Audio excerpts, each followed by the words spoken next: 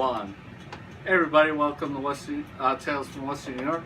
I'm Joe Brown. What up, McFlo here? How you doing? We're going to start off with talking about stories in the news right now before we get on to the police blotter. Oh. Let's go on to the first topic. I know I got your text message, you were pissed about it, about the naming of Ralph Wilson to New Era Field. Yeah. Now, my thing on this, I understand why they're doing it. They want to get some more revenue in and possibly build a bigger stadium downtown, close to the New Era. Yeah. Which I feel is going to happen. What's your take on this? Well, I get it. They, like you said, they want the revenue. That makes sense. But my problem is that he is a piece of NFL history that I feel like they're ripping off the stadium. Now, I heard the argument that you're moving forward. It's a new ownership, new stadium. It should be a new field name, or now it's New Era Field. Which, okay, whatever. I think it should have been stadium, but okay. Yeah, New Era Stadium would have made more sense. But anyway, the problem that I have is that you're talking about a guy who helped found the AFL with him and Al Davis, Rooney. I mean, these guys are legends of the NFL and the AFL and NFL. Can I stop you for 1 second? Yeah. You do know it's not named after Ralph Wilson, right? It's named after his father. The stadium? Yeah, he named it after his father. Well, it doesn't matter. I'm just saying it's named after the father. It's not Ralph Wilson, the guy that died. He named it after his father. That's the news I got on the news radio today. I thought it was always named after himself, but no, he was honoring his late father. Well, then we should be honoring him too. I think it should have been Ralph Wilson Stadium / New Era. Well, because this guy's done a lot for the league. Coming from a Patriots point of view, the guy helped the Patriots stay in the league. Yep. He helped Detroit stay in the league. He helped Oakland. So the guy's done a lot for the league. That's why when they honor him at the Hall of Fame and put him in there, that guy definitely deserved to be in the Hall of Fame. Oh, absolutely, yeah. He's a piece of the AFL history. He's a piece of the NFL history, and that's why I think it's kind of... there should at least be some kind of memorial or some kind of... Well, they do have the tokens statue around out there. this. Yeah. They should have a lot to honor him as far as the NFL. I mean, now I don't know, when they build the new stadium, they're probably going to move the statue. I would imagine they're going to move the statue, and I would imagine that they're probably going to, do more to put his name up in places, and maybe even have a whole section like there's the Jim Kelly Club. There might be the Ralph Wilson section or whatever for seating, which would be kind of cool. But just to rip his name off the stadium. I mean, I get both sides of the argument. I just don't necessarily agree with it. It's the team it's the stadium that we've always known. It's the team that we've always known. So now it feels a little different. All right, to get in our second point. Did you hear about the Gallery Mall this week? I did not. 4 black guys were drinking at the local restaurant, Dave & Buster's. Okay. Went out the side door, broke into a kiosk, and sold $30,000 in iPhones there. Oh, fantastic. Well, that's... They got their pictures. Now, if I was Dave & Buster's, hopefully you got their signature with a credit card that they're dumb enough to use a credit card to catch these people. Yeah, wow, that's really awful. $30,000 worth of iPhones, that's incredible. Yep. I mean, that's a lot of money. And if it's one of those kiosks, those are one of those small little ones that sell cell phones. The cell phone cases and all that stuff. Yep. Oh man. I'm thinking, wow, that's major insurance. Yeah. Oh, for sure. But wow, these people have balls. Definitely, that's just crazy. But the only thing I have to say is, when I worked at Boulevard Mall, which is another mall close to this mall, Gallery Mall, I would say about 20 miles away at least. The good thing about the Boulevard Mall, we had Amherst Police as our security. I hate to say it, the Galleria Mall, they hire 18-year-olds. Nothing against your brother, but he was security before he went in the army. Yeah. They even had a midget, and I always said, "What's that midget gonna do? Run down a kid? Hey, you stole some candy, kid." Yeah. What's a midget gonna do? Well, I mean, if he's qualified for the position, that's what counts. But the thing is that I don't know necessarily that they hire the most qualified to do the job. That's why these people are getting away with this stuff. Robbing a kiosk right after they drank some beers. That's that means the mall was probably still open. No, the mall was closed. This was later at night. Oh. Like 11 midnight. Oh, well, the mall was closed and they weren't able to stop them. That's pretty bad too. That means security is lax. So something needs to change. All right, we're gonna do the police blotter from Monday, August the 8th to Sunday, August the 14th. They finally did fix it. It says August for everything finally. Probably that's why they took the week off last week, and robbed me of my police blotter that we had to do Amherst. Oh, that's okay. Amherst is still okay. Oh, I didn't say it was bad. There's bad all around. We could go to a lot of police blotters. Oh, yeah. So this is Buffalo. I bet you they'd be crazy. Week 14 police blotter. Yeah. I'm thinking the halfway mark. We're gonna do a police blotter of every city that the B does, and do a Niagara Falls. Niagara Falls always has the weirdest shit going on. Oh, I know. It's gotta be the water there. Yeah, Niagara Falls definitely has some strange ones. I hear them on Shred and Reagan all the time. Oh yeah. So Monday, August the 8th. Oh, the biggest one. Loose pit bull on lawn alarms pool attendant. Oh my lord. Just to talk about, well, I'll talk about it once we get up to that point, but I want to talk about pit bulls. Alright, Monday, August the 8th, a complainant reports a black pickup going up and down the street numerous times. The vehicle was occupied by two men who shined a flashlight on a couple of houses. The truck stopped in front of a complainant's house and made verbal threat. Well, did you say something to these people in the truck? That probably did it. They were probably looking for an address. I hate to say it, a lot of these houses you can't see the addresses on them when you're looking late at night. So maybe that's why they're shining late, looking for somebody. Yeah, it's true. Yeah, when I worked for FedEx, there were a lot of times where I would go down some streets where there were no street lights. So the only way to do it was either to have a GPS out with the exact address, but if you didn't really know it or you were looking for a specific house, sometimes you had to shine a light or shine the headlights and hope that it was the right house, because otherwise you'd have some pretty upset people.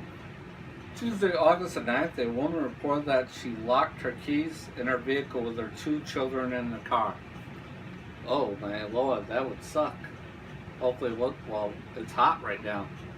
Hopefully your car was running with the air conditioner where those kids won't roast. Yeah. 2, if it was AJ, I'd be like, hey AJ, unlock the car for daddy. Hopefully I would ask the kid to go unlock the car. Or they could be funny, be like, ha, you can't get in the car. So yeah, you have to call the cops. And hopefully a cop can get in. They don't they don't have a Jimmy anymore. No, you have to call AAA or one of those, like a towing service usually. Damn. An officer reported a man for operating a go-kart on the roadway. He was taken in custody and the go-kart was towed away. Mick, why were you arrested for driving a go-kart? Well, this is probably too much information for the world to know, but when I worked at a specific campgrounds, I won't say which one, we'll just say I worked at a camp, and I had a go-kart, and at one point I decided that it was time to take this go-kart or golf cart on a little adventure. And we'll say that I drove that bike or that go-kart down the bike path where I wasn't supposed to drive that golf cart. I mean, it was fun, but I don't suggest it because I definitely came around a corner too fast and almost hit somebody. It's dangerous. In a golf cart? In a golf cart. Oh. Yeah, you don't want to do those things. It's a terrible idea. If you're not supposed to be out on the road with a golf cart. Well, you're not supposed to be out on the road with a golf cart. Don't do it. It's a terrible idea. Yes, sir, Bob. The Rite Aid clerk reported that a man threatened one of his employees. An individual left on foot and was eventually caught. He was informed that he is banned from the store. Goddamn, Dave should stay away from that store. Why is Dave causing so much trouble? Or was it Sabrina? Oh, maybe it was both. Maybe it was Dave and Sabrina. Up to no good again. Yep. Offering free car rides. One-eyed pirate. August 10th, an attendant at the waiting pool stated that there was a loose pit bull on the lawn. It was later found that the dog often runs across the street where the kids are playing. Alright, I understand where this pool attendant was because of all the news about pit bulls, but I want to say pit bulls are the most generous. If you treat them right, they will stick by your kid. Do you know that they were known as the nursing dog back in the day? That they were nanny the dog, nanny dog, where they would protect a kid to life and death. Oh yeah, absolutely. So, that's what they were originally bred for. We're in a culture right now where people aren't treating their dogs right. Whether it's training them to fight, but they should be training them to protect their family and the kids. Yeah, absolutely. I agree. Thursday, August 11th, an employee at a salon in DeKalb reported an elderly man at the salon who appeared to be confused. The subject was taken back to his residence.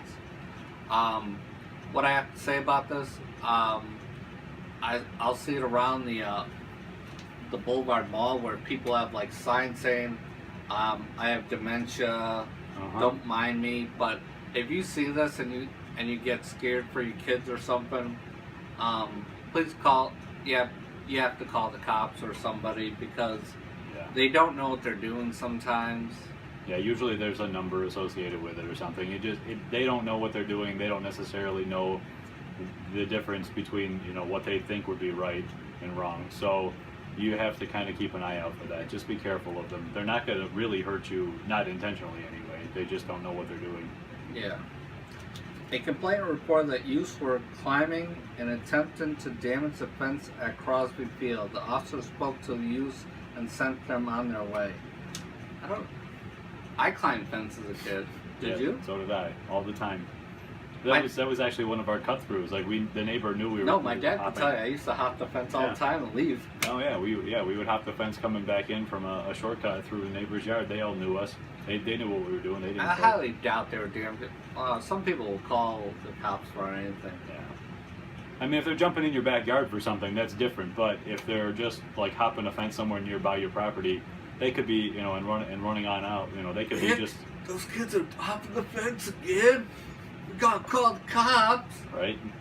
Just a bunch of old people scared out of their minds. Nothing better to do at their times. Yeah, pretty much. Go for a jog. Play some Pokemon Go. Friday, August the 12th. Work was being done on a fence at 159 LaSalle, where it was discovered that a woman's car was blocking the fence. The officer spoke with the woman and she moved her vehicle. Did your mom have work done at the house? More work and she didn't tell you?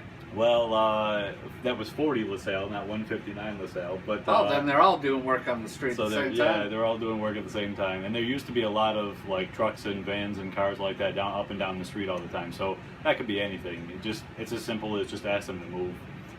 Our neighbor next door, because we had a shared driveway, used to ask people all the time, "Can you please just move out of the way?" That's it. Well, I didn't mind that moving, but I just felt like you got to admit.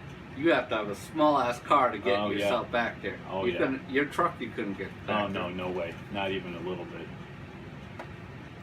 A dog was found locked in an SUV with the windows up. The owner of the vehicle stated he was quoting an estimate for the home, and the vehicle was running with air conditioning.